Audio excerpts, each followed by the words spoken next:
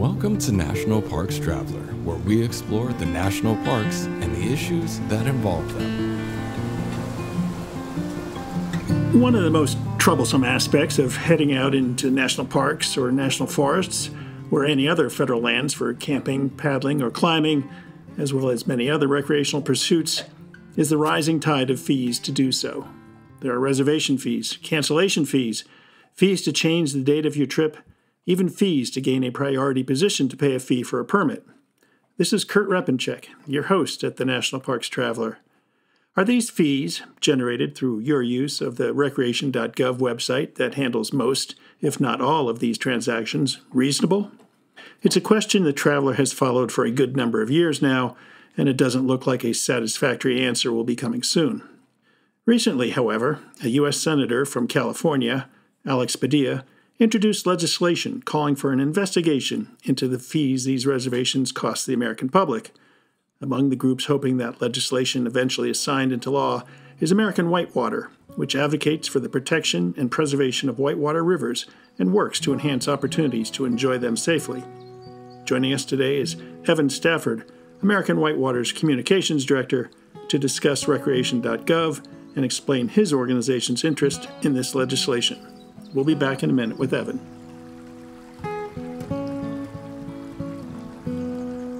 Acadia National Park is one of the 10 most popular national parks in the United States. It's also one of the smallest and most vulnerable. That's why Friends of Acadia exists. Friends of Acadia is an independent organization of passionate people inspiring those who love this magnificent park to make a real and lasting difference for Acadia. You can make a difference at friendsofacadia.org. The Blue Ridge Parkway Foundation is the primary nonprofit fundraising partner for the Blue Ridge Parkway. It is made up of people who have a deep love for this majestic road and want to ensure that its natural beauty and the experiences it offers endure for generations to come. You can show your appreciation at brpfoundation.org. Smokey's Life. Full of stunning photography and thought-provoking reads, Smokey's Life Journal is a biannual magazine produced by Smokey's Life, formerly the Great Smoky Mountains Association. Members receive it free of charge each spring and fall, and it is available for purchase in retail stores throughout Great Smoky Mountains National Park and online at smokieslife.org. Listener and reader support make the National Parks Traveler possible every day of the year. If you enjoy the Traveler's content, please consider a donation at nationalparkstraveler.org.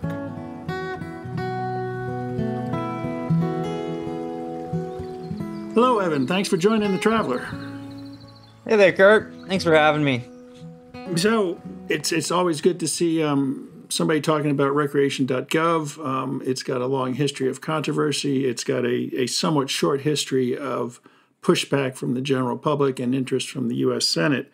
Now, as American Whitewater has mentioned on its social media channels, this new legislation would require a federal inquiry into reservation systems being used to allocate recreational opportunities on public lands, including river permits, of course, which is your prime interest. The legislation, which is called the Reserve Federal Land Act, seeks to answer some good questions about transparency, equity, financial benefits, and best practices for allocating recreational use. Why is American Whitewater interested in this legislation and hoping that your followers will step up and urge their congressional delegations to get behind it? So there's a number of reasons.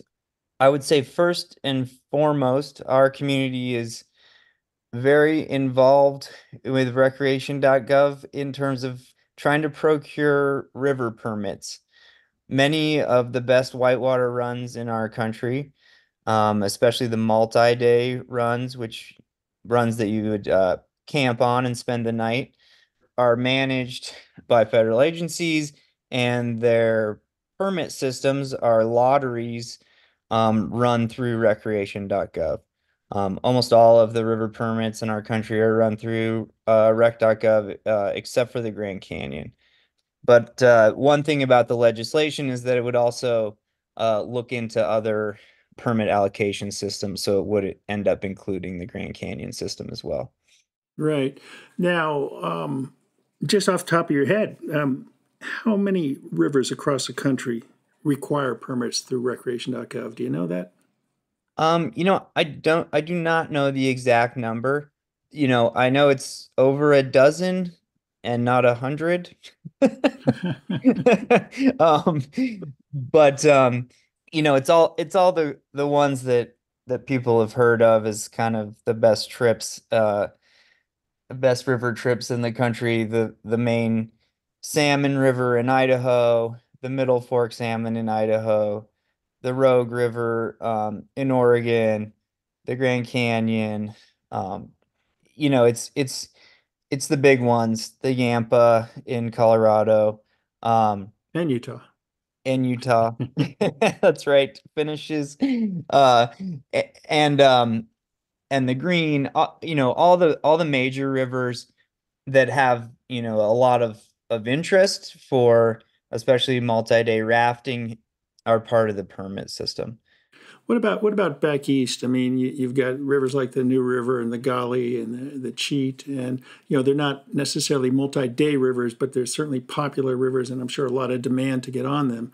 Do they require a permit through Recreation.gov? Most do not. I'm actually not aware of any on the East Coast that do require permits, but I may be I don't want to speak like in the affirmative there that there aren't any. But Sure. most do not. I think river permits have mostly been designed around carrying capacity for campsites along the river and in an effort to sort of keep the experience. Most of those rivers are in the wilderness or pretty wild places, and the effort to keep the carrying capacity at a level that maintains the kind of wild experience and the ability to kind of explore in a way that really allows people to enjoy their surroundings and not be kind of influenced too much by other visitors. So, protecting the resource is a big part of the permits also.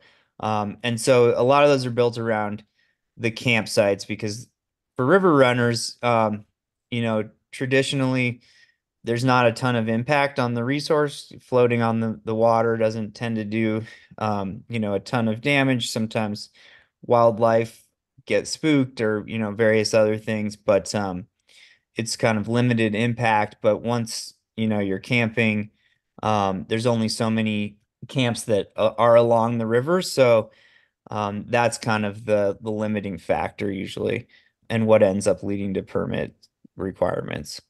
Yeah, yeah. So it sounds like American Whitewater definitely is in favor of some sort of permit system. Is that safe to say? Yes, that is safe to say, and we recently did a survey of our membership and our community around permit allocations and river permits in general. And there was strong support, not just among like kind of our staff and board, but among our entire community for permit systems and kind of how they help protect the resource. And there was also a lot of interest in seeing some changes to the permit system in terms of trying to, a lot of the things the bill actually that we're discussing is kind of set out to address. Issues of where did the fees go? There's most, I think actually all the permits that I'm aware of, there's a fee just to kind of enter the lottery to try to win the permit. Whether you win or not, you end up paying that. And then there's also fees for when you land an actual permit. It's not clear if those permit fees go back to managing the resource or go back to even just, running a more efficient and equitable lottery. Um, and then also there's a lot of interest. Most rivers, everyone that I'm aware of, except for the Grand Canyon, don't have any system of kind of year to year increases in chances in terms of once you've applied once, you just go back to the start the next year when you apply, and you have the same chance of winning the lottery generally, depending on how many people apply. But you basically just go back into the hopper, and it's the same process. So I think there was a lot of interest in our community in trying to figure out better transparency for Recreation.gov's river permit allocation systems, um, and then also just creating a more kind of equitable systems for distributing them. Yeah, yeah. No, there has been a lot of concern about a for-profit company managing reservations for public lands, which our tax dollars go to maintain. We had one reader comment on one of our stories last year that she tried to obtain a backcountry permit in Yosemite that included Half Dome in the permit. She said she tried 14 times, each time paying $10 for the entry fee, and didn't win a single permit. She was out $140. She said if that $140 went to the park itself for operations, it would still sting, as it's a lot to pay for absolutely nothing. However, she said it would be going to a good cause, park upkeep, maintenance, etc. Instead, she says Booz Allen Hamilton, which is the company that runs Recreation.gov, pockets it even further. And as you mentioned, when you lose the lottery, you don't even move up the queue to up your chances of winning the next time or the next or the next. It's $10 each time you apply, whether you won a permit or you didn't win a permit. There does need to be some transparency. Last year, a couple senators, Chuck Grassley from Iowa and John Barrasso from Wyoming, tried to get some answers regarding the fee structures and where the fees went to. And the best of my knowledge, they didn't succeed and just kind of dropped their effort. I think the Forest Service chief initially answered 2 of their 8 main questions. So from your point of view, from your organization's point of view, that's the biggest issue with Recreation.gov is a lack of transparency and where are the fees going to? Yes, I think those are the questions we'd most like to see answered. There's there's no information when you go to apply on what your chances even are of obtaining a permit. Sometimes agencies are able to put out some information regarding that, but in the application form, it doesn't tell you how many people have already applied or what, for each certain date, how many people are trying to win the lottery for that. You can end up doing a lot of lottery entries, putting a fair amount of money towards trying to obtain a permit and end up not getting one year after year after year, um, which, as you can imagine, is a pretty frustrating experience. There is a limit. It's going to be a situation where there's more demand than permits available. And that's why there's lotteries. So there is always going to be, I think, some frustration with how do I get on this river ever? And there's a bit of you're entering a lottery. But we do think there's kind of a number of ways to improve it.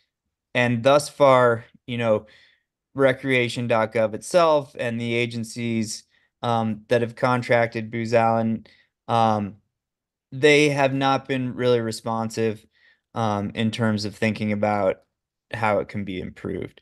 And that's why we see this legislation as a great step forward to just kind of identify, what data they're working from, what data is available, how they see this as serving the public and the public lands that the agencies are intended to manage.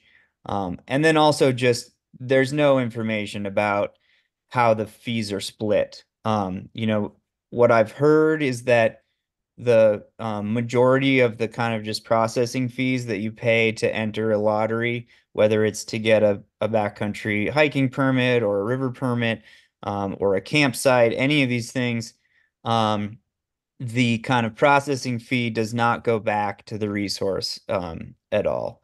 And that doesn't seem like a system that really serves our public lands in the best way possible.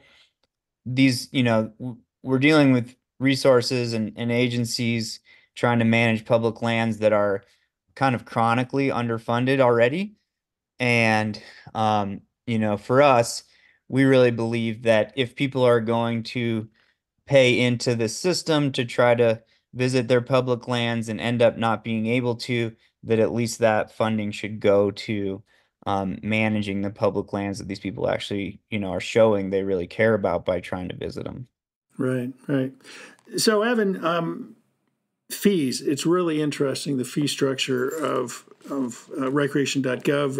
As we both mentioned, there are fees to get a permit reservation, cancellation fees, fees to change the date of your trip, even fees to get a priority position so you can pay a fee if you land a permit.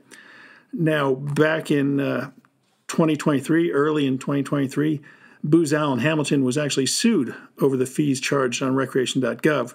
7 outdoor enthusiasts who brought the lawsuit said the site was, quote, cluttered with unauthorized and possibly illegal junk fees that potentially generate hundreds of millions of dollars for a government contractor hired to operate the site. Now, the filing, which requested a jury trial and sought at least $5 million in damages, raised the question of whether Recreation.gov had, in effect, privatized public lands for the benefit of Booz Allen Hamilton. Now, surprisingly, last September, you might have heard, the lawsuit was withdrawn without explanation by the plaintiffs. While the federal rules of civil procedures say such dismissals usually are made without prejudice, meaning the action can be brought back up, in this case, the plaintiffs dismissed their lawsuit with prejudice, effectively blocking its revival. Now, as I mentioned earlier, we've covered this story for a good number of years. Last March, when we were talking to Booz Allen about this lawsuit, a spokeswoman told us that not only doesn't the company charge fees for use of Recreation.gov, it doesn't receive any fees from those who book reservations via the site. Quote, Booz Allen is paid by the government in accordance with terms of the contract, the spokeswoman wrote to us in an email without divulging the financial terms of the contract. Quote, America's public lands, national parks, and cultural landmarks unite us and define who we are as a nation. We are honored to support Recreation One Stop's efforts to preserve and enhance the public's access to these national treasures. Again, a lot of obscurity over what exactly is being transacted here, where the fees go. We tried to get fee structures from the National Forest Service, which is the key agency in negotiations with Recreation.gov or in working with Recreation.gov. And they said that's all privileged content, privileged information. So any hopes that Senator Padilla's legislation will get to the root of this and be able to uncover some of those numbers and find out where all this reservation fee money is going? I think there's a fair amount of hope were this legislation to pass and become law that we would gain some transparency there. I think to get it to pass will require some public outreach, a fair amount of kind of public outcry, really. We actually right now have a what we call like an easy action form, basically an easy way to write a letter to your Congress people and let them know that you support the legislation. And that's one way we're sort of hoping to get people to speak up and kind of have enough public outcry to get this bill passed and turned into law. I do think sort of short of Congress, forcing these agencies to open up the the contract agreements, that we may not be able to see what's going on there. It's always cause for concern when things that don't appear to need to be classified are put into this privileged information kind of space. This seems like something of obvious public interest. And perhaps another way to get at it would be some kind of a FOIA request. But, short of those two things, I don't see us getting to the bottom of it. And so that's why we're supporting this legislation and why we'd like to see it pass. I think the public deserves to kind of at least just understand what the agreement is, and why it's being managed this way. Do you run into the same problem with river trips? I'm guessing not, because a river trip is no small endeavor. I mean, if you want to go camping on the weekend, you can pack your car up on a Friday and drive out, and if there's not a campsite there, it's no big deal. But if you want to run the middle fork of the Salmon River, it's a big deal. So, do you know are a lot of the river permits that are obtained through Recreation.gov, are they all used or are some abandoned? Certainly some are abandoned. I think it's a lower percentage than campgrounds. I would just kind of guess off the top of my head. But certainly some are abandoned, and that leads to, no one getting to use the permit in those situations. Um, in our survey of our community that I was referring to before, there was, significant interest also shown through the analysis in some kind of sort of penalty for abandon, no showing your river permit, not getting to apply the next year or something along those lines. But there definitely was support for some kind of way to discourage that kind of behavior. But we see it as an equity issue, similar to how that would operate at campgrounds. Certain people have the resources to just book as many reservations as they want. The fees and the cost are kind of negligible. And then whether they show up or not, they're not too concerned. And then you end up with people who aren't able to get into the system and get those reservations, and then no one ends up using it. Um, so I think there's a number of questions of equity in terms of the way the reservations are currently run. But, the sort of ability to just blanket the system if the fees are of no concern to you, because of an economic situation, versus, when there really is some, um, what's the word I'm looking for?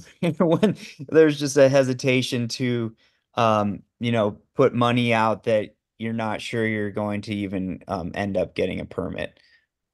So we definitely see a number of issues with the permit system. That being one of them for sure is cancellations and no shows, and the fees for there's a lot going on there.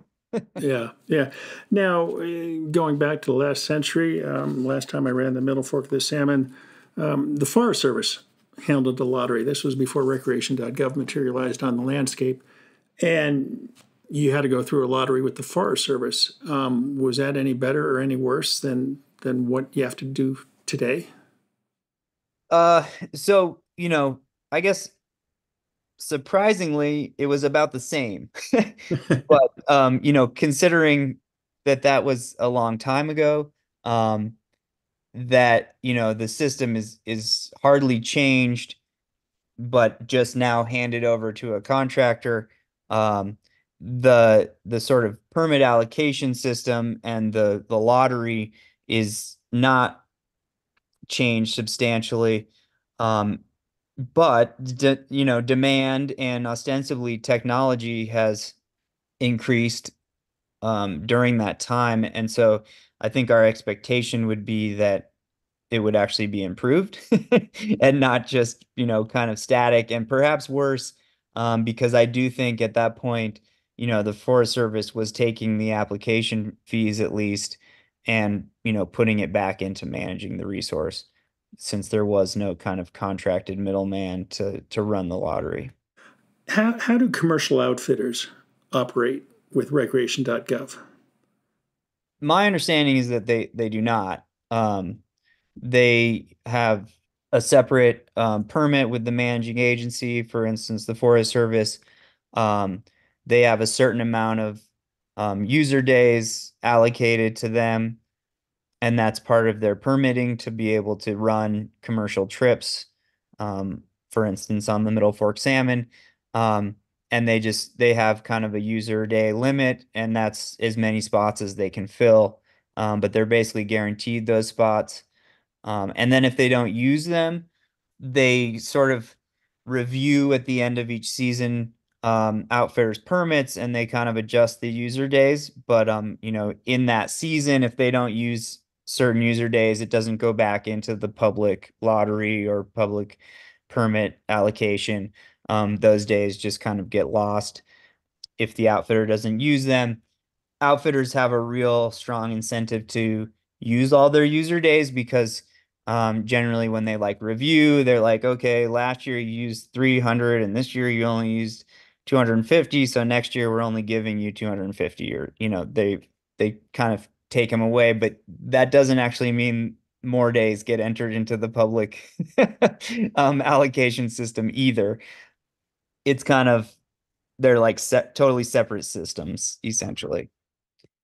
You would think that if the commercial users weren't filling their full quota, that there would be more for the private paddler.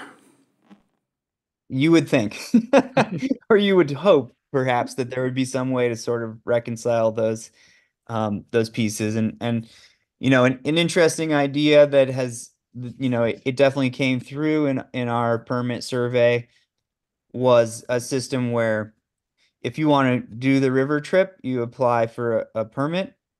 And if you win the permit lottery, then you can either take the trip yourself or then hire an outfitter to do your trip. Um, and that would sort of uh, ostensibly create more equity in terms of who gets to go on the river. Because as it stands now, if you're able to pay an outfitter, you're almost guaranteed an opportunity to run, these rivers that are really the best whitewater trips in the country. For instance, you can pay someone to take you down the Middle Fork Salmon the week that you want to go, almost for sure. There's a number of outfitters, they're rarely totally booked up, especially if you do it in advance. So if you can pay, you can go. If you can't pay the kind of outfitter fee and you do have the equipment or even just the skills and the ability to rent the equipment, you have to also obtain through this lottery a permit, which the chances are, in fact, pretty low at this point. It varies from day to day throughout the season, the permit season, but I think for the Middle Fork salmon, if I'm not mistaken, you're less than 1% chance for any day, and significantly less than 1% on certain days.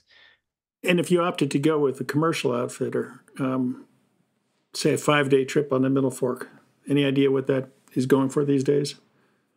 It does vary a bit with kind of the outfitter that you choose Sure. and the kind of service that they offer. But a 5-day trip is generally anywhere from around $2,000 to $5,000 per person. Wow. I was spoiled. Back in my younger days, I was a whitewater guide on the New River and the Cheat River in West Virginia, and I never paid a dime. And the last time I ran the Yampa, it was a private trip, and it might have cost me $50. Yeah, So, the argument that, we're privatizing public lands, I mean, there might be some merit to that argument, no? I think there is some, merit to that argument. And I think there's no way to solve all of the equity issues, especially sort of economically, for our public lands and ability to visit them. But I do think, as a country and as federal agencies, we should be at least kind of striving towards more equity, rather than just kind of maintaining systems that we're pretty sure are not equitable. And I think that's kind of the current status. Right, right.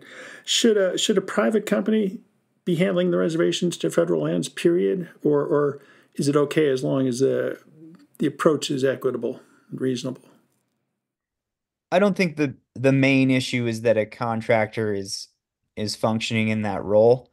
But I do think there's a pretty big problem when there's no transparency as to how they're functioning in that role. And from what I can ascertain and what we've sort of found through talking to agencies, it doesn't sound like how we'd want it run by a contractor if that's who's going to be running it. I think there's a pretty good argument that this isn't a like extremely complex reservation system, and the technology isn't something that is very advanced at this point, and that the federal government could either have contracted someone to build it and then run it, um, and then be taking the fees and putting it back into the agencies that actually manage the land that really is what this whole system is based off of, and that there's not really any reason for this program to be, just in terms of the application itself, the technology that you go in to enter the permit lottery, enter your information, and it runs the lottery for the agencies. There doesn't seem to really be any reason for a contractor to continue to get fees out of that technology, just kind of running the application that runs the reservations. It's those kinds of things, just like a website. It needs some maintenance, um, with people who know what they're doing. But it doesn't like there's nothing really special going on there that should be, millions of dollars. It just isn't. It's not. Yeah. One of the biggest issues I see with it is your internet service at home plays a huge factor in whether or not you're going to succeed in getting a reservation. I mean, I don't think anybody in the country is still on dial-up internet service, but there's still, a lot faster internet service than I have, and I don't know how you deal with those disparities across the country. Yeah, I think there's all kinds of different technological issues that could be inequitable. Yes, for sure. Internet speed. Um, there's also um, there's definitely some use of bots and just kind of automated reservation grabbing, I guess is what it could be called. Uh, Which the Forest Service tells me does not happen, but I know that a lot of people believe it does happen. I'm 100% sure it does happen. One of the main places is cancellations. Um, so people go through the lottery, they end up getting a permit. When they cancel it, a lot of the systems don't put it back into like another lottery or something. They just basically send out an email to people who've applied, who are registered for that, and it tells you, look, there's a cancellation, and it's like first come first serve. So if you have a bot like scraping when that thing comes up and automatically putting your reservation in for that cancellation, you're generally going to get it because you're just going to have it the fastest. And that's another situation where like the faster your internet is. But a real basic one is just like a lot of these permits open at 8 a.m. on a certain weekday. And if you have any kind of job that doesn't allow you to be, not working, but on your computer at 8 a.m., um, it's hard to obtain some of these reservations because they just come up and it's first come first serve. So if you don't have the ability to be there at that time, then you're out of luck. And it's really kind of systematic that like many of the reservations happen at 8 a.m. on a weekday at whatever time it is. And there's no variation even. So it's like if you can't do it, then you never get to do it. Right. Um, Right. so I know with lodging concessionaires in the park system, usually their contracts require that they put X percent of their revenues back into the lodge, for instance, that they help cover maintenance costs and whatnot. I'd be curious to learn whether the contract with Booz Allen has a similar provision that X percent of the revenues they make go back into natural resource rehabilitation or restoration in the river canyons. I know the last time I floated the Yampa, some of the campsites were atrocious. There was like tent pads that were 6 inches below ground level because they'd been used so many times by people, time and time and time again over. And it'd be nice to see some resource restoration going on. And I don't know if any of the fees that you pay to land a river permit go into that type of work or not. Do you have any insights in that regard or thoughts? I don't know for certain, but I think we'd be very interested to see what kind of revenue split is happening there also. And whether some, if any, money is going back to the resource, um, especially from non-winning applications. Um, it seems like I think the public would feel much better about putting money into, like I said, I think there's more demand than there is capacity at this point. So some people are just going to kind of end up losing out on getting permits, and I think for most of the public, it would be easier to feel good about losing out on a permit if you knew that, the money was going back into that river or that mountain or that campsite or, the place that you really care about. And that would make the most sense, I think, too. Sure, sure.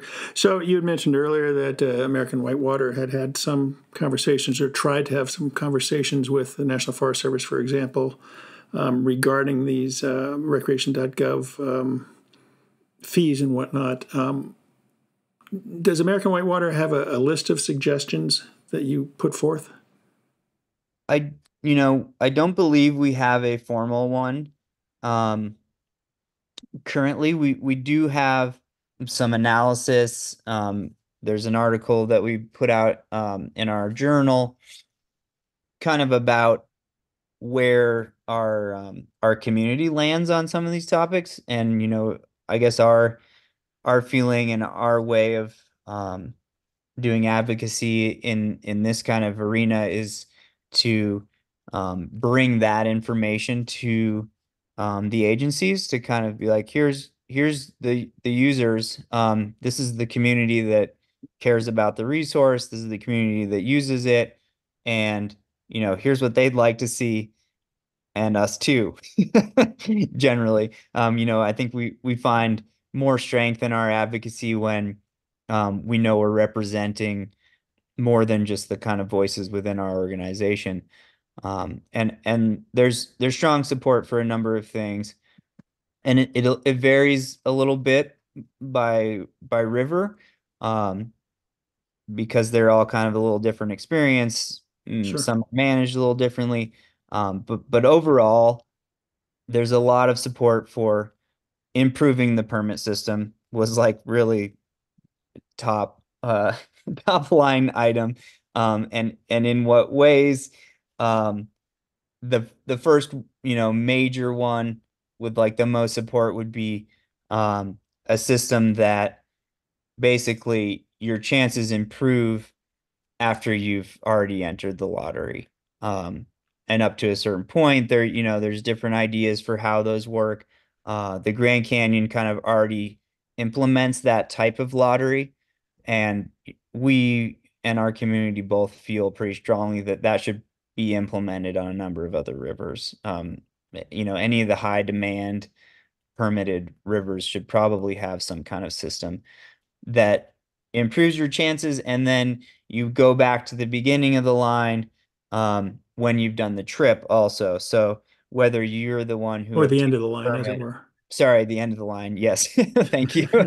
You go back to the end of the line when you've done a trip at all. So just participated. So you don't have to be the permit holder, but if you end up getting to go on a trip, you go back to the end of the line.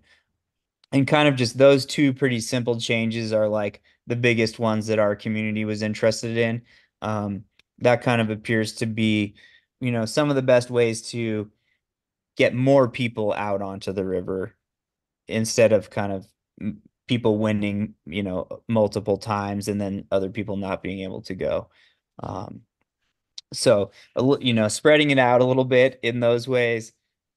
And then also, I think there is a lot of pushback on the fees, and at least just finding an understanding of where they were going. It was like there's a big interest in that.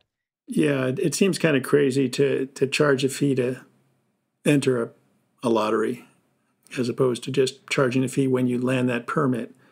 Because getting back to the technology, when you create some coding to manage a reservation system, you can spread that coding, whether it's a river trip or a backpacking trip or a climbing trek.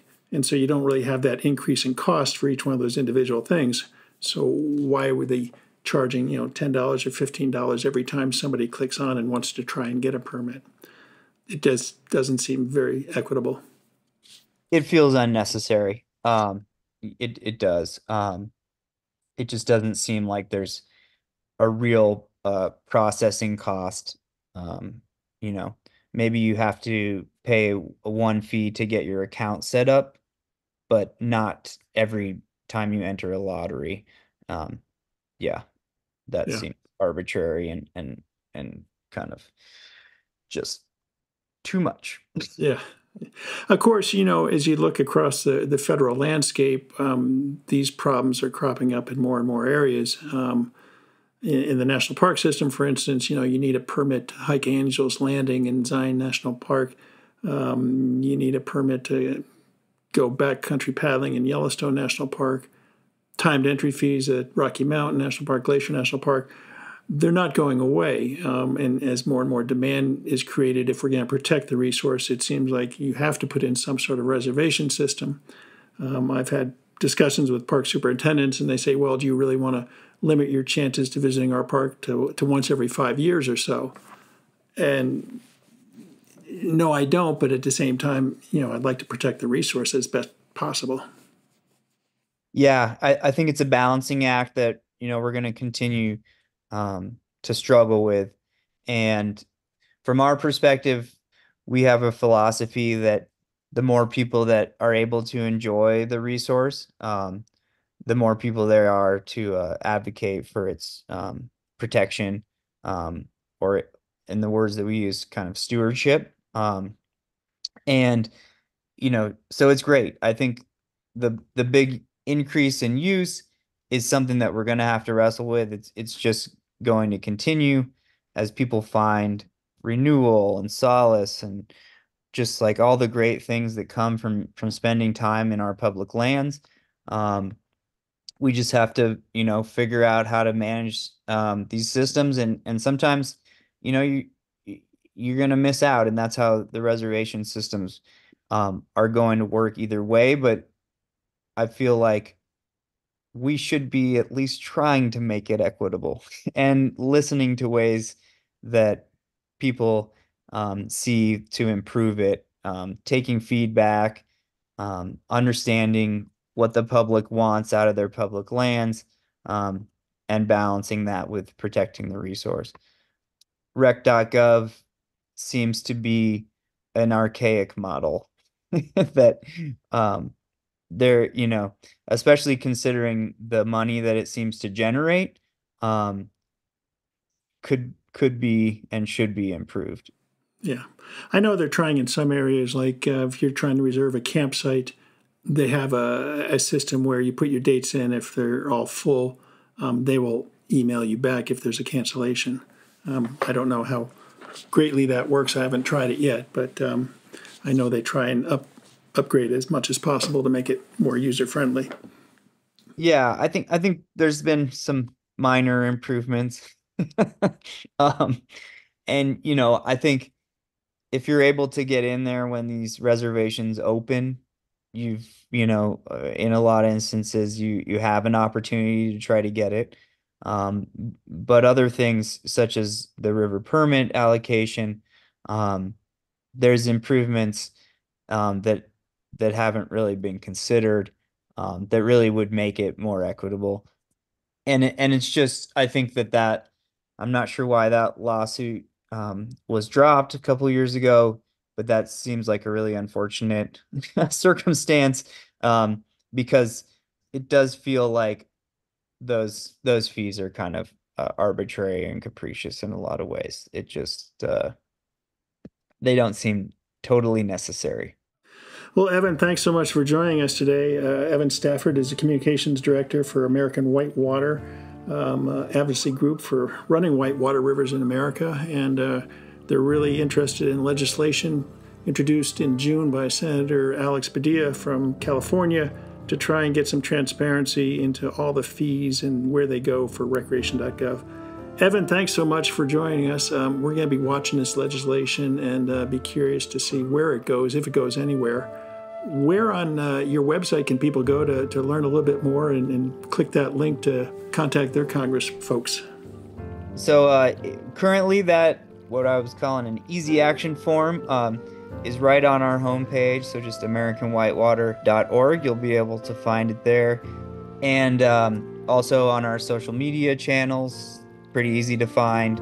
We've been promoting that legislation on both Instagram and Facebook. And yeah, please reach out to your senators, especially right now, in support of that bill. And hopefully we can kind of get some clarity on Recreation.gov and the other reservation systems that our federal government runs. So am I correct that no companion legislation has been introduced into the House? Not that I'm aware of. Huh, kind of shocking. Well, Evan, thanks again. And like I said, we'll be watching this legislation and hopefully it goes someplace. Great. Thanks for having me on, Kurt. Appreciate it.